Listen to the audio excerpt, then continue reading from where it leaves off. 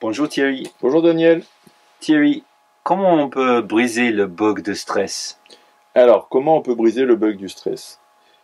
Pour vous répondre, déjà, il faut garder les pieds sur terre, hein. Ça se fait pas comme ça, et puis ça dépend de quel est le problème. Il faut toujours bien identifier le problème, quel est le problème.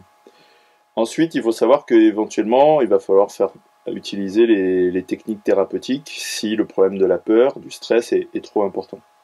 En tout cas, pour vous répondre, je pourrais vous répondre comme Jean-Paul II en vous disant n'ayez pas peur. Je ne sais pas si vous savez que la première chose que Jean-Paul II a dite, c'était n'ayez pas peur.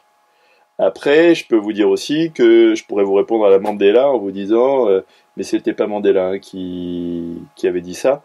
On dit que c'est Mandela, mais c'est pas Mandela. Je pourrais vous dire la chose qui nous fait le plus peur, c'est la puissance que nous avons. La puissance que nous avons, c'était dans notre énergie à nous.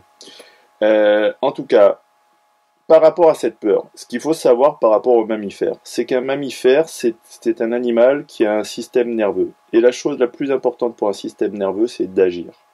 Donc déjà, la première chose qu'il faut faire, c'est agir et pas subir par rapport au stress. Donc le pire, c'est le freezing, c'est-à-dire c'est l'inhibition, la paralysie. Ensuite, De faire rien en fait. de rien faire. Ouais. Parce qu'en fait, le système nerveux, le corps souffre le plus dans ce cas-là. La meilleure solution, c'est de bouger, d'agir. Donc, il faut bouger, donc tout ce qui fait bouger le corps, ça c'est bon. Ensuite, il faut cultiver tout ce qui est ressources pour le corps, c'est-à-dire tout ce qui va lui faire du bien pour lâcher le stress, tout ce qui est relaxation, détente, souffler, respirer, lâcher les tensions. Ça aussi, ça va faire du bien.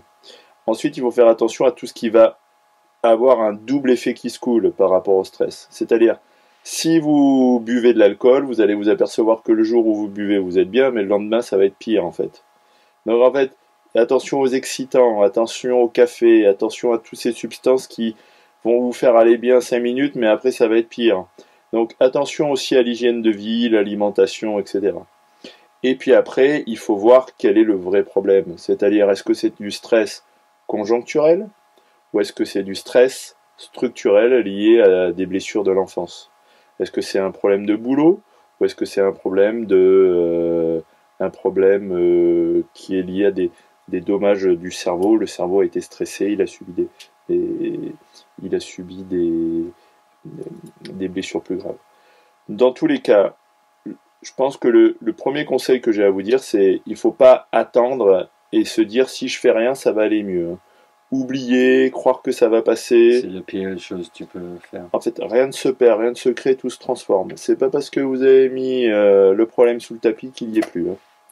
Voilà. Après, je vais vous répondre plus en détail sur les techniques thérapeutiques, Daniel, parce qu'en fait, c'est dans les techniques thérapeutiques que vous allez voir que là, il y a les grandes dimensions et je vais vous expliquer comment au niveau des techniques thérapeutiques, ce qu'il faut faire exactement. Je vais vous donner quelques conseils par rapport à ça pour gérer le stress. Dernier point aussi donc, que j'ai oublié de vous dire, il est important de bien s'entourer, d'éviter la solitude, parce que quand on se referme, en fait, souvent on a tendance à s'isoler, et donc à plusieurs, on peut on peut faire ce qu'on ne peut pas faire seul.